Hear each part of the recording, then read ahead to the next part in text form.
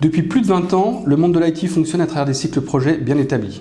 Cadrage, conception, développement, test et mise en production. Que ce soit en cycle en V, en agile ou en hybride, le modèle reste globalement le même. On analyse, on construit et on livre. Avec l'arrivée de l'IA générative, beaucoup pensent que les projets resteront identiques, simplement augmentés par l'IA. Mais la réalité est bien différente. L'IA ne se contente pas d'accélérer les projets, elle change la façon de les concevoir et de les piloter. Et c'est précisément le sujet de cette vidéo. Aujourd'hui, les projets IT échouent rarement pour des raisons techniques. Ils échouent pour des raisons humaines et organisationnelles. Des besoins qui évoluent, des exigences mal comprises, des cycles de validation trop longs, des décisions tardives, des experts difficiles à mobiliser et des équipes qui n'ont pas une vision partagée de ce qu'il faut construire. Et c'est exactement dans ces zones de friction que l'IA change la donne. Parce que l'IA ne se contente pas de générer du code ou du texte. Elle devient un outil de compréhension, de synthèse, d'alignement et de pilotage de la connaissance. Première idée clé, l'IA réduit la phase de cadrage et la rend plus fiable.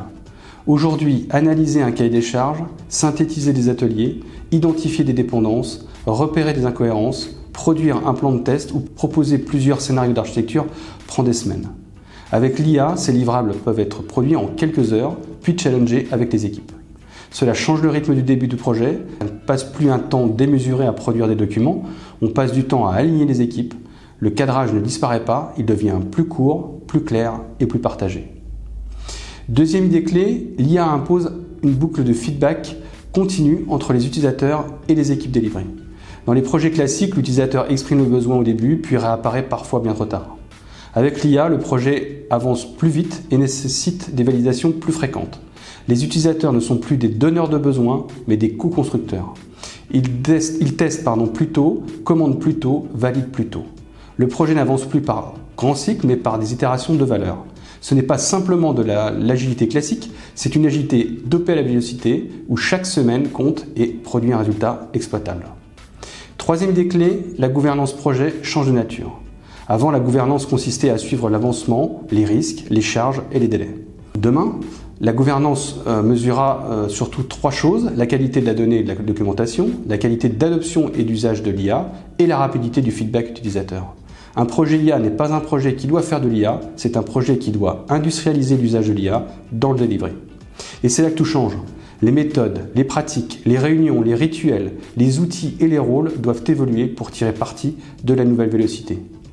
Si je dois résumer, l'IA ne se contente pas de rendre les projets plus rapides, elle les rend plus collaboratifs. Elle réduit drastiquement le temps consacré à l'analyse et à la documentation pour concentrer le temps et l'intelligence collective sur l'arbitrage, l'alignement et la qualité. Elle fait passer le delivery d'une logique de transmission de besoins à une logique de co-construction en continu. Alors la vraie question n'est plus « est-ce qu'on doit utiliser l'IA dans nos projets ?» La vraie question est « est-ce qu'on est prêt à faire évoluer nos façons de travailler pour exploiter réellement le potentiel de l'IA ?»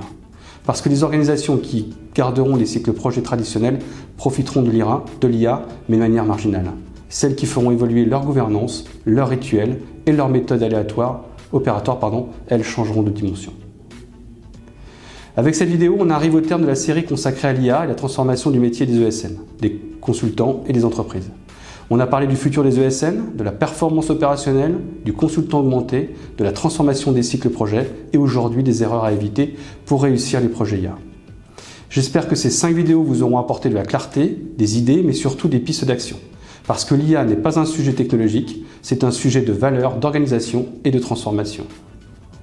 Merci à toutes et à tous d'avoir suivi cette série. N'hésitez pas à réagir, partager vos retours d'expérience, à poser vos questions ou tout simplement à continuer la discussion.